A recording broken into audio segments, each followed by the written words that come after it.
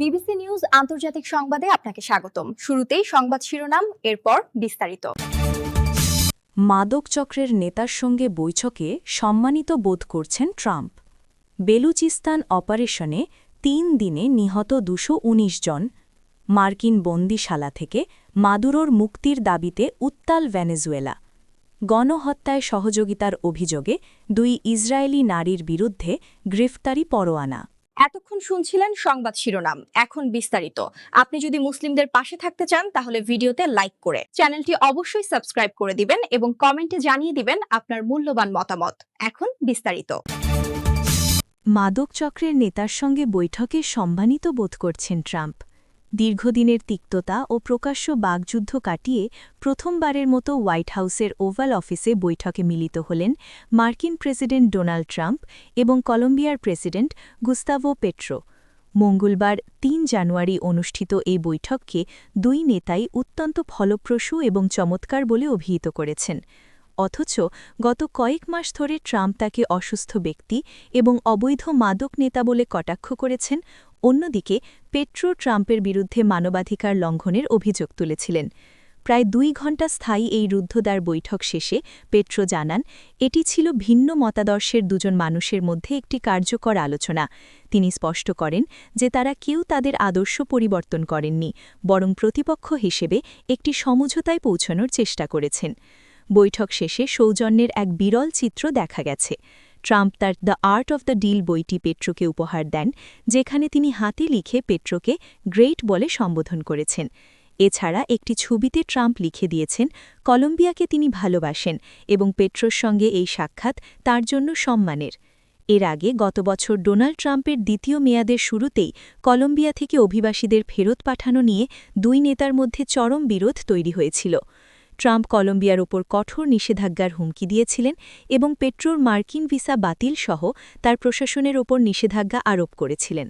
এমনকি গত মাসেও কলম্বিয়ার বিরুদ্ধে সামরিক ব্যবস্থার প্রচ্ছন্ন হুমকি দিয়েছিলেন ট্রাম্প। তবে মঙ্গলবারের এই বৈঠক সেই বৈরী সম্পর্কে একটি বড় মোড় হিসেবে দেখা হচ্ছে। বেলুচিস্তান অপারেশনে ৩ দিনে নিহত ২১৯ জন। পাকিস্তানের বেলুচিস্তানে ভারত সমর্থিত ফিতনা আল হিন্দুস্তানের সঙ্গে যুক্ত ১৯৭ জন সন্ত্রাসী নিহত হয়েছে। ৩ দিনের এই সন্ত্রাস দমনের অভিযানে শহীদ হয়েছেন পাকিস্তানের ২২ জন সেনা। সব মিলিয়ে এই অভিযানে এখন পর্যন্ত ২১৯ জন মারা গেছেন। গত ৩১ ফেব্রুয়ারি সন্ত্রাসীদের চালানো হামলাগুলো দেশটির সবচেয়ে বড় প্রদেশটিকে অচল করে দেয়। বিচ্ছিন্নতাবাদী সংগঠন বেলুচিস্তান লিবারেশন আর্মি প্রায় ১ ডজন লক্ষ্যবস্তুতে হামলা চালায়। এতে ১৭ জন নিরাপত্তা সদস্য ও ৩১ জন বেসামরিক নাগরিক শহীদ হন।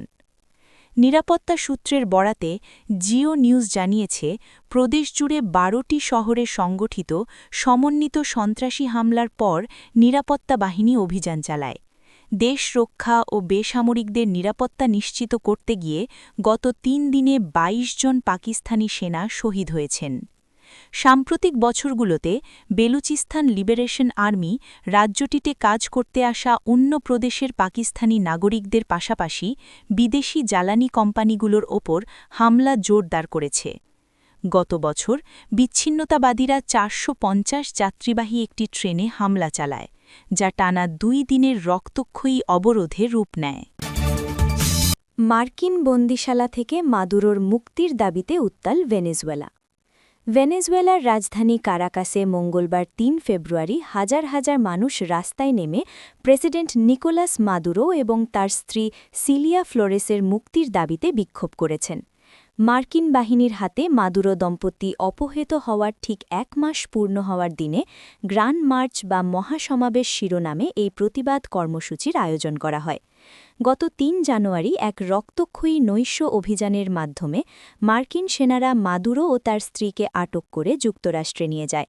বিক্ষোভকারীরা ভেনেজুয়েলার জন্য নিকোলাসকে প্রয়োজন স্লোগান দেওয়ার পাশাপাশি অপহৃত প্রেসিডেন্টের ছবি সম্বলিত ব্যানার ও টি-শার্ট পরে তাদের দ্রুত দেশে ফিরিয়ে আনার দাবি জানান। কারাকাসের এই সমাবেশে বক্তব্য রাখেন মাদুরোর ছেলে এবং ন্যাশনাল অ্যাসেম্বলির সদস্য নিকোলাস মাদুরো গুয়েরা। তিনি আবেগঘন কণ্ঠে বলেন, মার্কিন সামরিক বাহিনী কর্তৃক তার পিতাকে তুলে নিয়ে যাওয়ার ঘটনা ভেনেজুয়েলার ইতিহাসে আজীবন এক গভীর ক্ষত হয়ে থাকবে।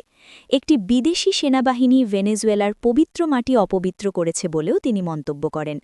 সরকারি আহ্বানে আয়োজিত এই পদযাত্রায় বিপুল সংখ্যক সরকারি চাকরিজীবীও অংশ নেন। স্থানীয় সংবাদ মাধ্যমগুলোর দাবি অনুযায়ী এটি ছিল একটি বৈশ্বিক প্রতিবাদ দিবসের অংশ, যেখানে বিশ্বের বিভিন্ন প্রান্তে থাকা সংহতি প্রকাশকারীরা ভেনেজুয়েলা থেকে হাত তোলো স্লোগানে মাদুরো দম্পতির আটক আদেশকে আন্তর্জাতিক আইনের চরম লঙ্ঘন হিসেবে আখ্যা দিয়েছেন।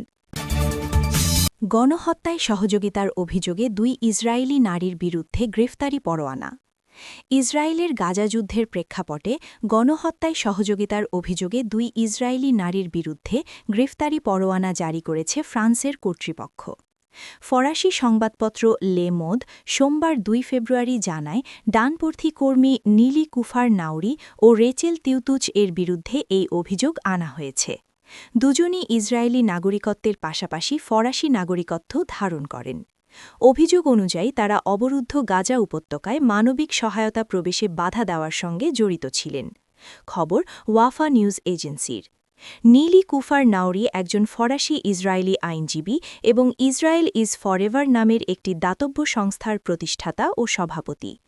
সংস্থাটি নিজেদের লক্ষ্য হিসেবে ফরাসিভাষী জায়নিস্ট শক্তিগুলোর সংগঠিতকরণকে উল্লেখ করে। অন্যদিকে রেচেল তিউতুচ তসাফ 9 নামের একটি সংগঠনের মুখপাত্র হিসেবে দায়িত্ব পালন করেন।